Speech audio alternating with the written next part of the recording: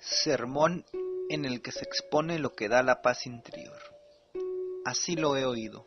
En cierta ocasión, el bienaventurado residía en Sabati, en la arboleda de Geta, en el parque de Anatapindica.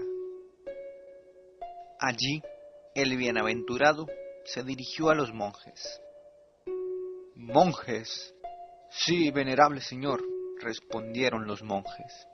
Y el bienaventurado les dijo así: «Monjes, os expondré lo que da la paz interior. Escuchad con cuidadosa atención y hablaré». «Sí, venerable señor», respondieron los monjes. Y el bienaventurado les dijo así: «No tenéis que entregaros al placer de los sentidos porque es inferior, vulgar, común, innoble e inútil. Tampoco tenéis que entregaros a la práctica de la mortificación personal porque es dolorosa, innoble e inútil.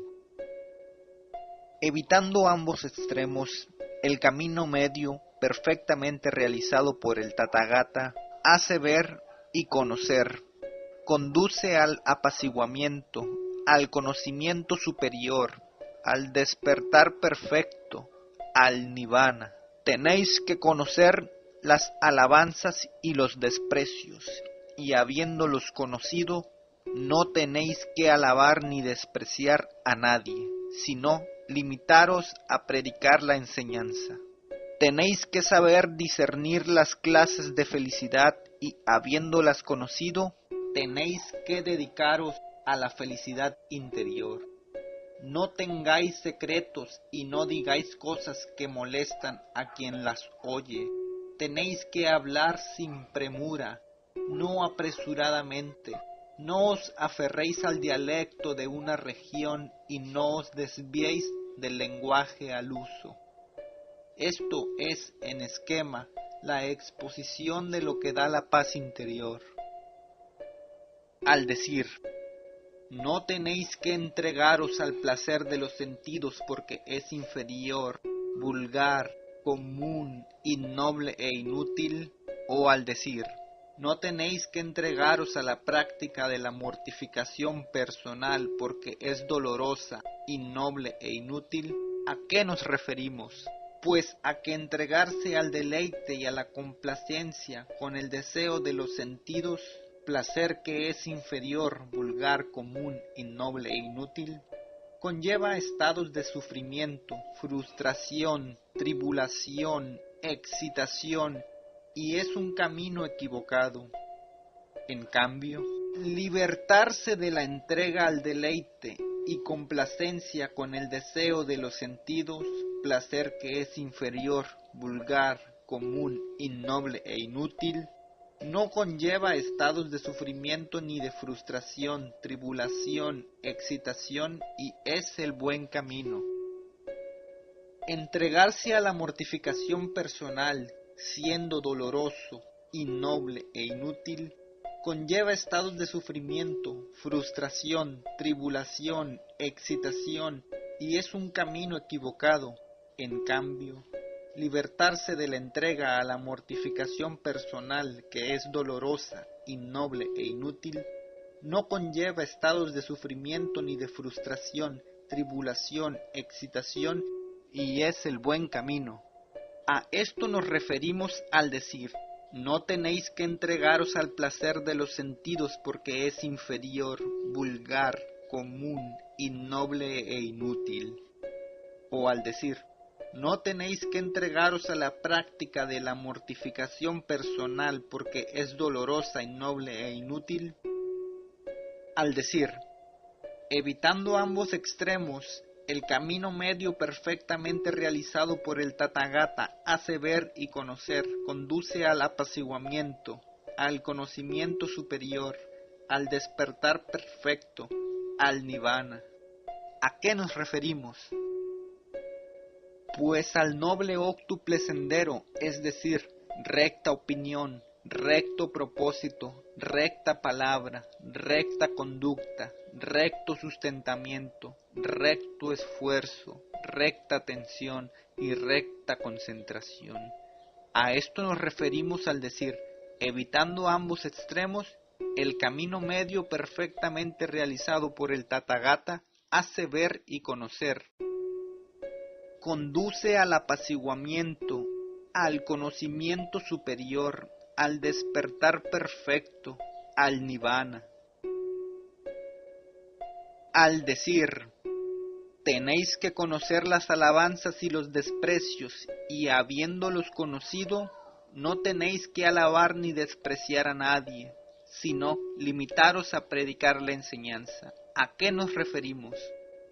Monjes, ¿qué es alabar y despreciar en vez de limitarse a predicar la enseñanza?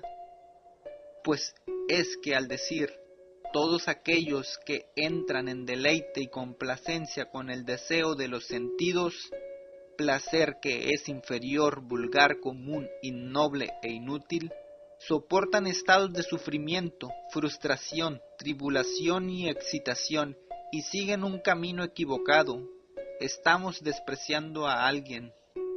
Al decir, todos aquellos que se liberan de la entrega al deleite y complacencia con el deseo de los sentidos, placer que es inferior, vulgar, común, innoble e inútil, no soportan estados de sufrimiento ni de frustración, tribulación ni excitación, y siguen el buen camino. Estamos alabando a alguien. Al decir, todos aquellos que se entregan a la mortificación personal, siendo ello doloroso, innoble e inútil, soportan estados de sufrimiento, frustración, tribulación y excitación, y siguen un camino equivocado. Estamos despreciando a alguien. Al decir, todos aquellos que se liberan de la entrega a la mortificación personal que es dolorosa, innoble e inútil, no soportan estados de sufrimiento, ni de frustración, tribulación ni exaltación, y siguen el buen camino. Estamos alabando a alguien. Al decir, todos aquellos que no han renunciado a la traba del devenir, soportan estados de sufrimiento, frustración, tribulación y excitación, y siguen un camino equivocado. Estamos despreciando a alguien. Al decir, todos aquellos que han renunciado a la traba del devenir, no soportan estados de sufrimiento, frustración, tribulación ni excitación, y siguen el buen camino. Estamos alabando a alguien. Esto es, monjes, alabar y despreciar en vez de limitarse a predicar la enseñanza. Y, monjes, ¿qué es no alabar ni despreciar y limitarse a predicar la enseñanza? Pues en lugar de decir las cosas de la manera anterior, hay que decirlas así. La entrega al deleite y complacencia con el deseo de los sentidos, o la entrega a la mortificación personal, conlleva estados de sufrimiento, frustración, tribulación, excitación, y es un camino equivocado. Liberarse de la entrega al deleite y complacencia con el deseo de los sentidos, o liberarse de la entrega a la mortificación personal, no conlleva estados de sufrimiento, ni de frustración, tribulación, excitación, y es el buen camino. Mientras no se renuncie a la traba del devenir, no se renuncia al devenir. Si se renuncia a la traba del devenir, se renuncia al devenir. Esto es limitarse a predicar la enseñanza. Esto, monjes, es no alabar ni despreciar y limitarse a predicar la enseñanza.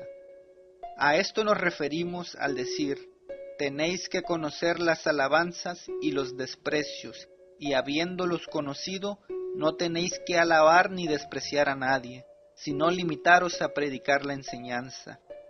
Al decir, tenéis que saber discernir las clases de felicidad y habiéndolas conocido, tenéis que entregaros a la felicidad interior.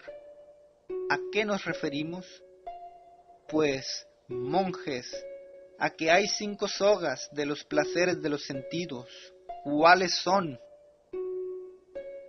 Formas materiales cognoscibles por la vista que son deseables, apetecibles, encantadoras, seductoras, acompañadas de deseo de los sentidos y conducentes a la pasión, sonidos cognoscibles por el oído, olores cognoscibles por el olfato, sabores cognoscibles por el gusto, objetos tangibles cognoscibles por el tacto que son deseables, apetecibles, encantadores, seductores, acompañados del deseo de los sentidos y conducentes a la pasión. Estas son, monjes, las 5 sogas del placer de los sentidos. Cualquier felicidad y deleite que surja a partir de estas 5 sogas del placer de los sentidos se denomina felicidad del placer de los sentidos, un placer que es inmundo, común e innoble. De este placer afirmo que no debe ser frecuentado ni cultivado, ni fomentado, sino que hay que temerlo. He aquí, monjes, que un monje apartado de los deseos de los sentidos, apartado de lo que es perjudicial, alcanza y permanece en la primera abstracción meditativa, en la segunda, en la tercera, en la cuarta abstracción meditativa. Esto se denomina la felicidad de la renunciación, del apartamiento, del apaciguamiento, del despertar perfecto. De esta felicidad afirmo que debe ser frecuentada, cultivada y fomentada sin temor. A esto nos referimos al decir: tenéis que saber discernir las clases de felicidad y habiéndolas conocido, tenéis que dedicaros a la felicidad interior. Al decir: no tengáis secretos y no digáis cosas que molesten a quien las oye, ¿a qué nos referimos? Pues, monjes, a que si se sabe de un secreto que no es cierto, verídico, ni útil, es mejor no decirlo.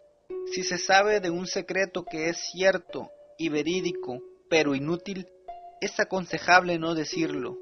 Si se sabe de un secreto que es cierto, verídico y útil, entonces se puede decir, pero cuando sea oportuno. Si se sabe de algo que puede molestar a quien lo oye, que no es cierto, verídico ni inútil, es mejor no decirlo. Si se sabe de algo que puede molestar a quien lo oye, que es cierto, verídico pero inútil, es aconsejable no decirlo. Si se sabe de algo que puede molestar a quien lo oye, que es cierto, verídico y útil, entonces se puede decir, pero cuando sea oportuno. A esto nos referimos al decir: no tengáis secretos y no digáis cosas que molesten a quien las oye.